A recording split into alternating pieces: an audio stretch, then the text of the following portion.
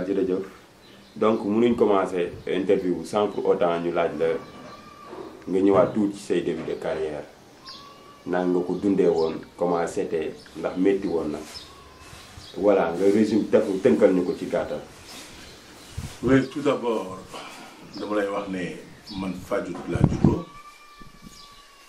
île au coquillage kon nag commencé foofu bëri ak ci village environnant yi loo gis départ day métti yàlla su la ci jàppale bi ngay dem di émerger day dem ba neex donc fa laa jógee ñëw Dakar après avoir fait le tour des villages environnants dans la lutte traditionnelle ci lu bëri simple foofu laa jaar donc door a ñëw Dakar aussi compétir ci lutte traditionnelle bi ñu compétir aussi ci arène Adrien Senghor ci arène Moussa Wale Dione et jusqu'à présent j'ai le drapeau de l'arène Moussa Wale Dione kon xam nga yooyu yëpp bëri ak fale Guédiawaye ci arène Ibou Faye foofu arène bi Bakassar donc loolu cosaan la ci laa ñëwee ci bëri door bi am combat yàlla defal ma ci ndam ma continuer di am combat yàlla di ma defal ndam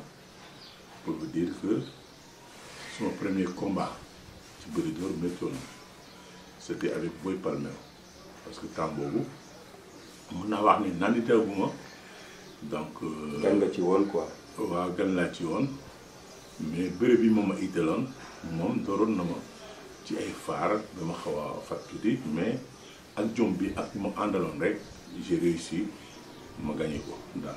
palmarès sa jaar-jaar am na peut-être lu la ci gën a marqué lan moo la gën a marqué ci sa parcours. suma parcours mooy xam nga làmb da ngay daan ñu de la daan. am na ñu ma daan kontaan ci am na ñu ma daan aussi xam nga défaite dafa am défaite yoo xam ne day métti. parce que soo yaakaaroon ne lii da nga war a daan da am ñëw am déception. day doy waar ci yow. donc xam nga ne wax naa ne bëri naa ak Boy Palmer. bëri ak Assane Mbaye Fall Séré Dieye ñoom ñëpp bëri naa ak ñoom Mame Mbaye Diouf yéen ñëpp xam ngeen ko Dame Souguer dem si yàlla Dame Souguer dem si yàlla Boy Niang Mayoro Fall Ousmane Ngom le grand champion du Waalo yéen ñëpp xam ngeen ko Pape Fall Birahim Ndiaye ñooñu yëpp daan naa leen dem si yàlla Tubaabu Joor comme ni ma la ko waxee rek daan naa ko Balla Gaye numéro 1 laa wax am balaa nga koy jawwal rek Balla Gaye numéro 2 donc ñooñu yëpp daan naa leen Balla Gaye daan naa ko lu mot ñetti yoon waaw donc Massamba Radiakhé Daouda Fall du Waalo Samba Diaw bu Waalo Double Less numéro 1 Double Less bu mag bi daan naa ko donc Mbita Ndiaye Mor Fadam ci laa moom laa jëlee drapeau bi le roi des arènes Bala Bey numéro 1 ah ci Mor Fadam nga jëlee drapeau roi des arènes. waaw ok donc yaakaar naa ne fii am na benn archive bu fi nekk sa dimanche au stade Iba Mar Diop maa nga doon Mor Fadam la couronne toujours en jeu. waaw ok donc yooyu yëpp jaar-jaar yoo xam ne Sélé Gueye ay Boy Niang tout Pape Diop le champion d'Afrique daan naa ko Double Less numéro 2 daan naa ko Chérif bu Ten Toubab Chérif Touré bu Ten Toubab mag dem si yàlla bi ñooñu ñëpp daan naa leen ko Mohamed Ali suma xarit daan naa ko lu mat ñetti yoon ñoom Sandiambour autant etc ñu ma daan mun naa la wax ne aussi am na ñu ma daan soit ci deuxième combat ou bien ci grand combat am match nul aussi am na match nul ak Birahim Ndiaye am match nul ak Double Less ak Mor Fadam ndem si yàlla am Alioune Seye koo xam ne kooku moo ma daan te daan ma ko donc défaite yi Mor Guerre aussi daan na ma daan ko comme ni ma leen ko waxee rek ndem si yàlla Tubaabu Joor aussi daan na ma Mohamed Ndaw Tyson daan na ma et que ñëpp dañu yaakaaroon ne dama ko war a daan bu ñu wax ne combat bi dama ko may or que may wax temps boobu yàlla moo ko joxoon ndam mu daan ma jël bu rafet. lan moo la motivé woon pour nga ñëw jël parce que instant boobu nit ñi jàppoon nañ ne pare nga retraité nga def nga say preuve vraiment amatoo looy wane ci làmb ji après un phénomène Tyson ñëw nga wàccaat lan moo la motivé woon. non lu ma motivé woon c'est pas Tyson moom ma motivé woon écurie Séeréer ñoo ma motivé woon parce que Tafa Gueye dafa fekke suma poulain yooyu yu ma yaakaar ne mun nañu jël relève bi. parce que ñun écurie Séeréer dañu doon waxtaan. parce que ay kilifa ñoo nekkoon ci entourage bi. donc Tafa ñëw daan den si yàlla Lang Sané. mu ñëwaat daan Aliou Diouf. ñëwaat daan Mame Diawane disons séeréer yu nekkoon espoir yi yëpp dafa ñëw daan leen donc séeréer yi wax ne comme que noonu la il faut nga dellu soit ci làmb ji parce que sa bàyyi làmb jotul donc il faut nga ñëwaat bëre parce que foog nañ ne yow yaa war a mun a régler situation boobu. pour xale yi amaat courage. donc ba yëpp yaakaar ne suma combat ak Tafa Gueye dina taxaw. c'était pas contre Tyson mais contre Tafa Gueye la au début. Au début, ce n'était pas un combat avec qui que ce soit. C'était le retour de Manga 2. Okay. Mais le retour de Manga 2, c'était ficelé par l'écurie Séeréer que par exemple, qui calendrier là, dans un premier temps, dañu war a taxawal combat Tafa Gueye nga nangu ko bëri ak moom yàlla lu mu la jox rek ñu xam ne loolu la. Et bon, je pense que l'entourage était convaincu que dama war a bëri ak Tafa daaj ko. Magam aussi bañ combat boobu. Mbaye waaw ne Tafa du bëri ak Manga. lu tax mu bañal ko. moo xamoon lu tax mu bëri ko parce que wax na ko ci interview que lu tax mu xam ko tere Tafa mu bëri ak man moo ko xam te wax na ko il a éclairci ça soo ko laajee dina la ko wax. donc ñu demaat ma bëriwaat benn combat ñëw ma rek bëri ak Tyson. bëriwaat na ak Mon Guerre daan leen amaat yeneen combat daan leen door a jël Tyson moo fi session parce que moo doon yéeg nekk xale buy yéeg. donc ni wax ne du ma bëri ak moom parce que séeréer la ni noo wax ne non war nga mun a bëri ak moom parce que xale yi dañ leen war xalal yoon donc ce n'était pas évident ñuy dox combat en promoteur ñëw rehausser prix yi feeñu combat ñu bëri ko. parce que ñu bëri dañ ne aussi c'est l'aspect pécuniaire moo la taxoon wàcc parce que instant boobu prix yi ñu ngi yéeg peut-être est-ce que nekkul loolu moo nekkoon motivation bu ñu waxul ci côté. non l'argent nekkuloon motivation xam nga Manga 2 c'est le plaisir de la lutte soo gisee fu ma jaar Manga 2 c'est le plaisir de la lutte mais xaalis bi c'était temps boobu fonk ñu xaalis lool honneur lañu doon fonk parce que bu njëkk ba ay tissu drapeau Sénégal ou bien ay tissu drapeau de moom nga doon dem jox la ci 1500 soo jëlee drapeau bi donc compétition bi làmb moo ñu noxoon Manga 2 c'était le plaisir de la lutte. Ok donc moment boobu Tyson ñëw ni ci bëgg combat boobu. ni ci bëgg combat boobu am ñu bëgguloon combat bi parce que Tyson seen mbër la woon man seen mbër laa woon aussi yàlla def ñu bëri pépinière bi nga waxoon ci combat boobu si amoon na. parce que temps boobu pour mbër fayee ko 30 millions c'était un peu très difficile.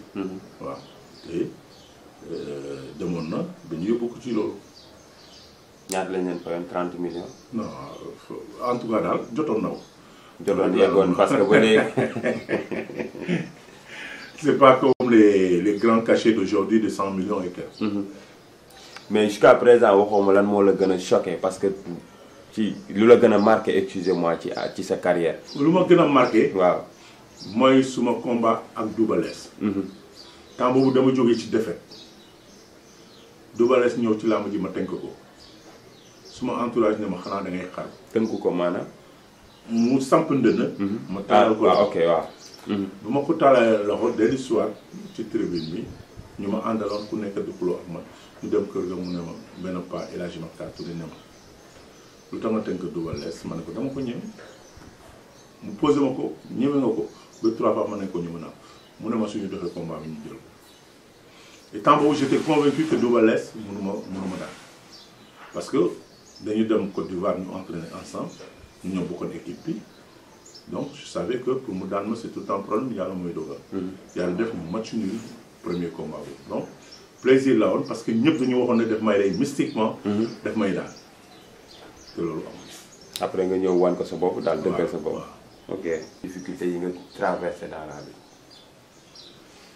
moment de difficulté presque sentiruma ko parce que dama jaar ci lutte traditionnelle bi am entourage bu xarañ. suma entourage était très strict ak man et te gisuñu woon dara suma réussite la ñu gisoon. donc amoon nañu déception boo xam ne Mor Nguer bu may daan. pàdd bi parce que dama demoon dóor Mor Nguer ba mu kaw ma forcé dem mu pàdd mu ma def. donc vision boobu Mbaye Gueye temps bu Mbaye Gueye mu ngi ci arène bi moom la ñu gisoon. Mbaye Gueye def barrage boobu suma diggante ak moom. donc loolu méttoon na entourage bi métti noonu na ma mais après on a rectifié ça. am na bruit bu am depuis un bon moment entre CNG et les lutteurs, l'association des lutteurs en activité. Vous personnellement yow nan nga jàngatee jafe-jafe yi am ci diggante CNG bi ak mbëri tey. non enfin lu ma mën a wax en tant que conseiller du président Alioune Sarr avant ma nekk conseiller Alioune Sarr dafa doon wax ne suma bunte yi tëjuma ko. ku bëgg a ñëw pour discussion à tout moment je suis prêt à discuter pour le développement de la lutte. ñun aussi ñu nekk foofu ku xam Manga 2 xam na ne def na lu bari ci promotion de la lutte traditionnelle. day organiser ay tournois di dem ci dëkk yi di organiser bi am na moment boo xam ne événement lañ ko doon def ci Joal Fadiouth kon yaakaar naa ne problème bi mënul bari ku nangu waxtaan.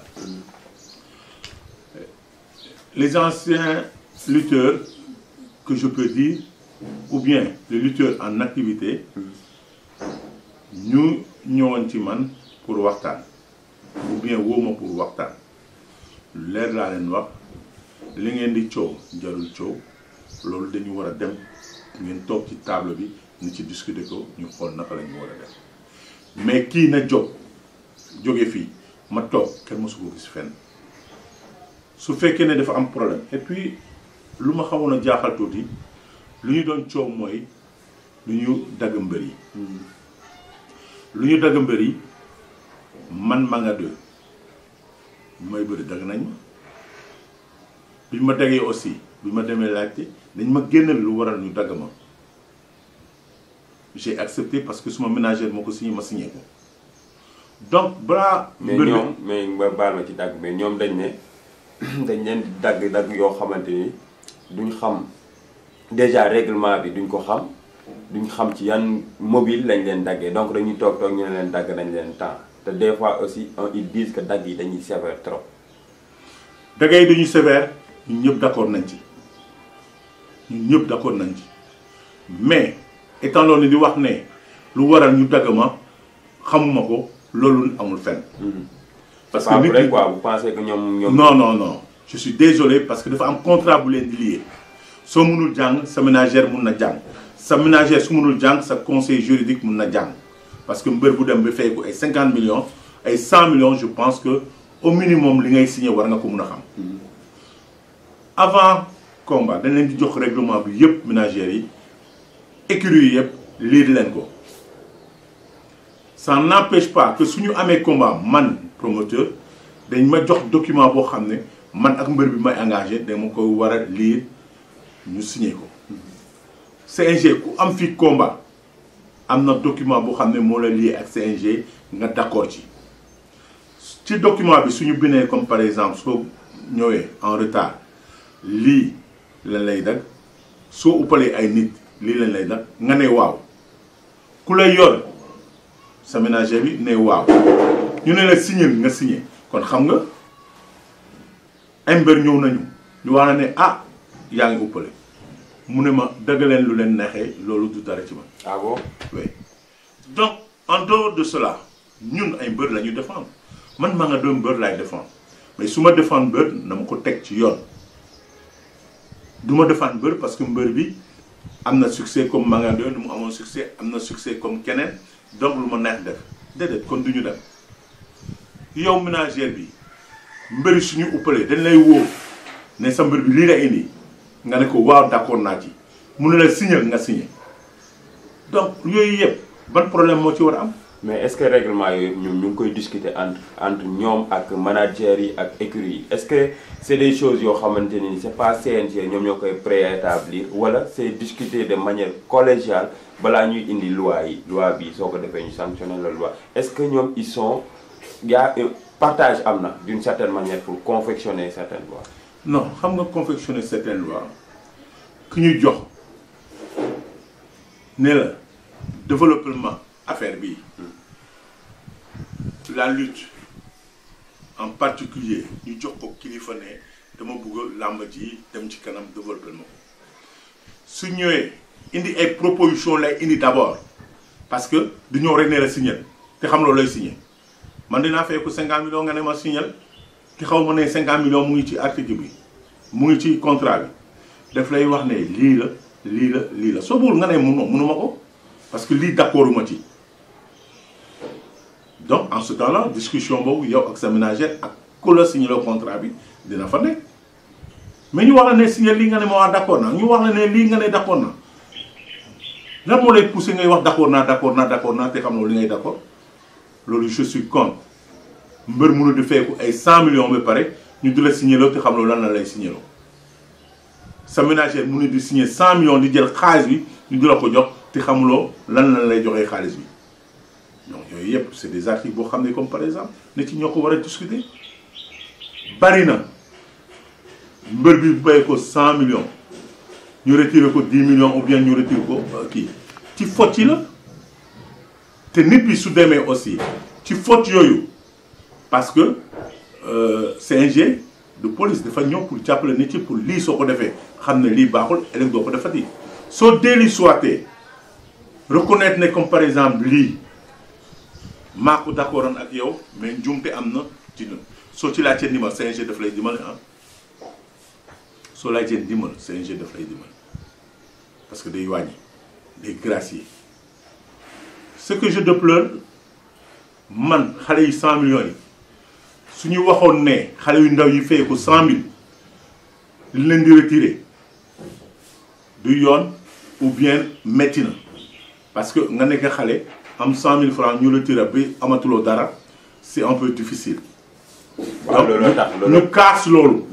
mais kaas ñu loolu seen bopp la ñu kaas ay 10 millions yi la ñu kaas ay mais kaas leen en francs yi ñu jël ci xale yi kaas leen loolu débattre leen loolu donc ça veut dire que par exemple c'est un débat individuel or que ça devait être un débat collectif à partir de la. seen bopp ku mbër bu nekk sa bopp ngay. waaw à partir de xale yu ndaw yi yoo xam ne dañ leen di retirer.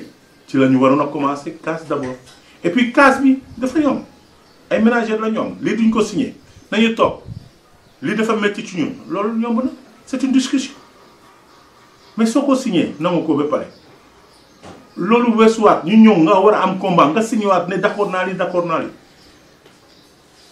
ou bien xaalis bi rek nga gisoon moo tax nga ne d'accord naa il faut nit bi aussi soit responsable loolu rek la contre-faux contre bi nag CNG dina toog am mbër yëpp mbër yi wax lan la ñu xalaat anciens lutteurs yi toog wax lan la ñu xalaat ba làmb dem ci kanam parce que làmb ñu ñoo ko moom damañ ko jéegaane fenn et je pense que la tradition doit revenir cosaan bi dafa war a dellu soit comme le ministre nu mu ko waxee comme le président Aliou Sarr nu mu ko yàgg di wax donc je pense que lu ñu kaas yëpp ñun ñëpp ñoo ko war a defal suñu bopp lu ñu kaas yëpp ñun ñoo ko war a déggoo manko ko mu dem ci kanam. mais pendant beaucoup le CNG docteur Alioune Sarr def na fi je pense plus de 20 ans je pense. 24 ans. 24 ans oui. 24 ans est-ce que vous ne pensez pas que nga nekk ci direction benn entité nga def fa 24 ans peut-être nit ñi dem ba di la ŋàññi di wax ay est-ce que vous ne pensez pas que c'est le moment de laisser les rênes à quelqu'un d'autre. non loolu question boobu du man nga ko war a poser c'est à Alioune Sarr que vous devez poser cette question. mais nit ñaata ministre moo ñëw fii fekk Alioune Sarr fii du benn ministre moo ñëw continuer jusqu'à ces 24 ans parler de cela ministre yoo xam ne dañuy ñëw xamuñu Alioune Sarr ñu wax ne Alioune Sarr continuer sa mandat année su jeexee ñu xoolaat daa mun nañ ko changer jëlaat keneen ñu jëlaat ko te ministre yi bokkuñu. donc vous voulez dire que peut-être ministre yi fi jaar yëpp ont confiance en lui quoi. satisfaire na leen quoi. mais su leen satisfaire ñu rien ne les empêche ñu wax Alioune Sarr abal ma. Aucun ministre amul dara lu ko mun a empêcher mu relever Alioune Sarr dans ses fonctions.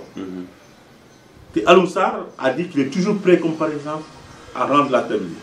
mais askan bi aussi réew mi su ko soxlee c'est un patriote dina taxaw jéem ci lu mu mun jusqu'à la preuve du contraire. toujours CNG ak titre roi des arènes bi mënuñ bañ a terminer mënuñ arrêter te duñ ñëw ci foofu. récemment encore c'est un débat en quelque sorte. chaque fois day wax naan dañuy dégg ñu ne ni ñuy joxe roi des arènes d'accordul d'une certaine manière ci ni ñuy joxe roi des arènes ba récemment sax Eumeu Sène def na ci benn sortie ñoom daal yow lañ jàpp ne ba léegi ay roi des arènes. Eumeu Sène lu mu wax ci sortie bi dégguma ko. bon mooy fustiger rek peut-être il se réclame encore roi des arènes parce que il se réclame que c'est lui le roi. comme ni ko CNG waxee ne le roi lu ñu war c'est pas les journalistes ñoo ko war a kii wala daan nga roi rek yaay roi warul demee noonu ci leur entendement ils considèrent que c'est toujours vous le roi légitime des arènes. mais loolu amuma commentaire bu ma ci def sur qu'un commentaire lu ma ci def kuréel moo fi nekk. kuréel boobu su commentaire mu xam lu tax ci règlement ci yoon la ko teg mu tax mu commentaire. mais awma lu ma ci commentaire j'ai beaucoup de respect pour les jeunes lutteurs. ñu jox ma respect donc awma lu ma ci commentaire awma lu ma ci wax. et la nouvelle configuration de l'arène.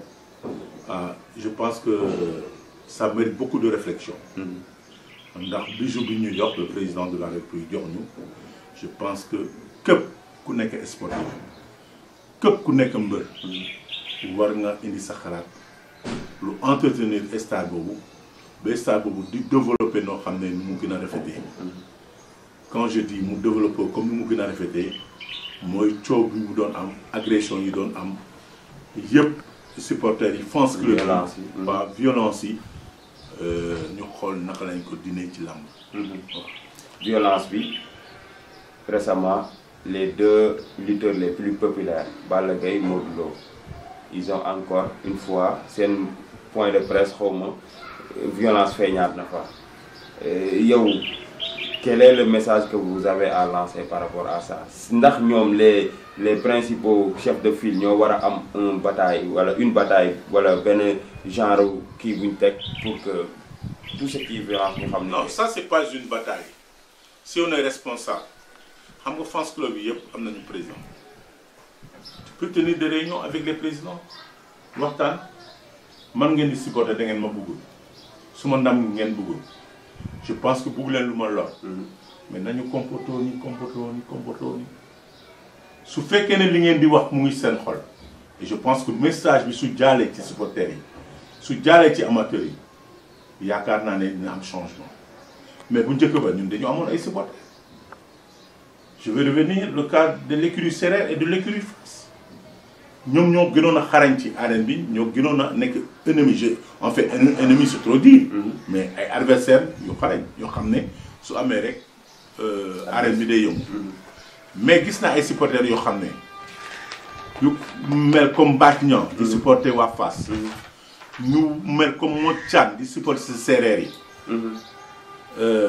Omar Coulibaly Manga du Bakenam donc ñooñu dañu doon dem toog benn place di wérante di wax ne suma mbër moo daan su daanee dinaa leen jëndal xar jëndal leen boisson kale wax ne non tey Manga mooy daan te su daanee dinaa leen jëndal xar dinaa leen jëndal boisson ça c'était les sportivités c'était l'amour de la lutte su jeexee ñoom ñëpp ku mbëram daan ñu ànd ak toog di waxtaan donc je pense que ci aspect boobu la ñu war a revenir pour fans club yi ñu yóbbu leen ci sens boobu mais ça sera un peu difficile su fekkee ne bàyyi ñu fans club quartier yi comme les navétanes ñu indi mbëri ci loolu donc je pense que quartier yi aussi fans club yi ci quartier yi am nañu liggéey lu ñu war a def ci loolu. maintenant am na carré bu ñu koy VIP am na carré bu ñuy oowee anti je sais pas ñi nga xam ne ñoom topp ci VIP bi mooy l'antichambre des VIP. Non, je suis désolé, le mot VIP, je ne veux pas rentrer là-dessus. Pourquoi? Dafa am moment boo xam ne Tyson bi ngay wax. dañu bëggoon a créer une association de VIP. ba am ay quelques anciennes gloires yu mu convoqué woon au Maris ñoom ñu def. ñu toog bu ñu toogee waxtaan foofu. Tyson daf si ma fi nga toog la Tyson toog. nee ma gisuñu la ci réunion bi. ma ne ko man option bi nga jël dama ci d'accordul. pourquoi d'accorduma ci association muy foofu. association de lutteurs en activité mu ngi sur place. soo buggee yow jëlal poste foofu ou bien suñu amee assemblée générale dama positionné mais di créer beneen une association de VIP loolu d'accorduma ci teg ko ci table bi ñu la wax ne d'accord nañ ci peut-être am na seen opinion lu tax ñu d'accord ci mais loolu baaxul ci yow baaxul ci làmb ji déjà parce que tiraillement moo ñëw par respect depuis loolu déggatuma Tyson wax ci donc teg loolu ci suuf moo tax ma wax ne Tyson jox na ma cër. am na considération ci man parce que bi suma kër la ma dab si fi nga toog ci fa déggoo foofu la toog. non c'est pourquoi je veux pas parler. kon yow daal ba léegi yow daal VIP daal nanguloo mais am na nag mën nañ ko catégoriser kon soo nanguwul VIP yow kon yow nan ngay catégoriser parce que tamit ñi nekk suuf. xam nga làmb. dafa am mbir poussière. ci ñun séeréer. am poids léger. am mi-lourd. am lourd. donc catégorie bi jeex na la preuve étant donné tournoi yi ñuy def dañuy def poids léger def poids lourd ànd boo gis dina am ku jiitu. ànd boo mënut a gis dina am ku nekk ci kanam loolu rek la. ñaan nga yaakaar ne si saison bi ubbee yan croisement nga war a mën a pro nga gis ne moo possible fi mu ne nii. non croisement yi bari nañu. xam nga déjà am na croisement bu taxaw bi pare. kan moo taxaw bi pare. ah yaakaar naa Balla Gaye moo war a bëre. non bu ma yaakaar naa en tant que journaliste. waaw Balla Gaye ak Modou Lo taxaw nañ. waaw Balla Gaye ak Modou Lo kan moo fi nekk am na yeneen combat yu ñu coow Boy Niang ñu ngi coow combat. ak Lac de Guiers. ak Lac de Guiers mais boobu tegu na ci suuf de parce que Lac de Guiers nee na du bëre ak 60 millions 50 millions je pense. yooyu waxu xaalis la tegu ci suuf bokkul ak non kii du ma bëre ak moom parce que. non mais xaalis bi nag mooy soubassement d'accord. ba boobaa combat bi du am. ok donc y a pas de problème. Bombardier mu ngi fi bàyyagul lan mbër yu nekk fi bari nañu. Bombardier chutam bi nga yaakaar ne du ko indil gàllankoor du ko wàccee du tax mu xaw a régressé tuuti. non xam nga chute da mënul ñàkk ci lan amul mbër bu daanuwul fii man ma nga doy bu wax ak yow sa daanu na avant ma nekk le roi des arènes mais daanu da nga koy jàngat ça peut être une leçon boobu nga jàng ko ba mun ko loolu du la yóbbuwaati peut-être ça dépend ci mbër bi ni mu ko gisee képp ku nekk mbër daanu rek mun nga remonter. lan nga am loo xam ne réellement yow yaa ngi koy déplorer ci loo xamante ni yow su fekkoon mën nga ko changer ci arène bi actuellement ni muy doxalin boo xamante ni mën nga ko changer tu allais le faire. non doxalin bi bu ma am bu ma waree changer ci làmb ji fu mu actuellement. c'est pas le moment moo wax ko ci biir journaliste yi c'est le moment boo xam ne comme le ministre wax na ne nañu recevoir pour qu'on discute de la lutte. comme le CNG wax na ne dina woote ñëpp ñu toog ñu waxtaan luy développer làmb foofu laa koy yóbbu après ñu vulgariser ko parce que tout Manga2 rek moo travail il est pour lu développer làmb ji pour naka la ñu téye man kuréel laa yor les anciennes gloires de la lutte sénégalaise à chaque fois dañuy def ay réunions depuis lors ñu ngi xalaat lan moo war a yóbbu làmb ji ci kanam. lan moo war a indiwaat suñu cosaan. lan moo war a indiwaat pour violence bi dañ on est là-dessus. kon daal yow say objectif peut-être même soo ko dévoilé wul c'est comment faire pour développer indi cosaan beeg yooyu dindi violence dans la. ça c'est sûr yooyu jarul poser question ça. est-ce que vous avez Manga2 c'est un homme de la lutte. waaw. say projet actuellement lan la. suma projet je suis là-dessus, je suis en train de réfléchir. te xam nga aussi soo amee entourage balaa ngay wax projet yi da nga nekk foo xam ne jàpp nga pour wóor loolu. mun nga vulgariser c'est ça. Je suis en train de faire des réunions avec mon entourage, avec mon conseiller, avec une copine. ñoo xam ne ñu ñooy ànd ak liggéey. soo doon pronostiqué entre Modou Lo ak Balla Gaye. suma pronostic bi entre Modou Lo Balla Gaye mooy combat bu neex combat bu rafet c'est le bon combat. mais je sais pas ku ci nekk war nga am chance war nga xalaat ne kii lii mooy chance am kii lii mooy. mais lu ma wax dafa jeexal wax combat bu neex combat d'espoir combat technique combat de courage à tout fini. d'accord mais ku ci nekk am na peut-être atu. ku ci nekk wala ñoom ñaar dafa fees ak atu. amul ku yàlla jox ndam rek ñu xam ne. amul kenn ku ëppalee sa morom lii kii. non loolu moom ma dugg ci détails yooyu ci diggante Modou Lo ak Balla Gaye suma ñaari doom lañu. ñu ma jox cër. xam naa ne ku nekk am na xam-xam am na volonté gëm na lu mu def ku nekk yàlla mën na ko jox na. waaw ñu bàyyi la kon nga tey. tout d'abord maa ngi leen di remercier yoo xam ne ñooy lire journaux bi. ñuy seet seen kii bi aussi seen site bi aussi maa ngi leen di remercier di xam ne wax moo neexul mun naa wax loo xam ne du neex nit yi du nekk suma coobare parce que nu ma waxee la mu baalu ma di baalu Sénégalais yi yëpp di leen ñaanal yàlla def fi jàmm. amiin parce que ñu ngi dogalu loo xam ne lu métti la ci élection yi ci élection ñu ànd ci ak dal xam ne Sénégal la ñu ñoo ko moomal suñu bopp ñu ñoo ko war a defaral suñu bopp suñ ko yàqee suñu Sénégal nañu yàqu suñ ko taalee suñu Sénégal nañu taal suñu defee ci jàmm suñu Sénégal la ñu defar ci jàmm kon nag lu mu mënta doon rek ñu mun ko waxtaanee ko déggoo ko yàlla indi fi jàmm.